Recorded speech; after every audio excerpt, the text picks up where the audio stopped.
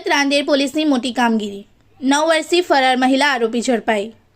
સુરત શહેરની રાંદેર પોલીસને મોટી સફળતા મળી છે। છેતરપિંડી અને વિશ્વાસઘાતના ગુનામાં છેલ્લા 9 વર્ષથી નાસ્તી ફરતી મહિલા આરોપીની ધરપકડ કરવામાં આવી છે। વર્ષ 2018માં રાંદેર અને ખટોદરા પોલીસ સ્ટેશનમાં નોંધાયેલા છેતરપિંડીના ગુનામાં સંડોવાયેલી મહિલા આરોપી લાંબા સમયથી પોલીસ પકડથી દૂર હતી।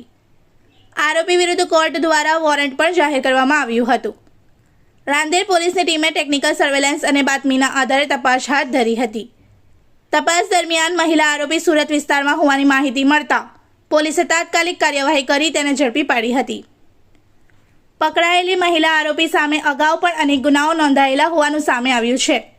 હાલ પોલીસે આરોપીની વધુ પૂછપરછ શરૂ કરી છે અને કાયદેસરની કાર્યવાહી હાથ ધરી છે। रांदेर पुलिस स्टेशन की टीम की आ कामगिरी ने प्रशंसनीय मानवामां आवी रही है। इस वीडियो को लाइक करें, हमारे चैनल को सब्सक्राइब कर बेल आइकन जरूर प्रेस करें हमारी न्यू वीडियो सबसे पहले देखने के लिए।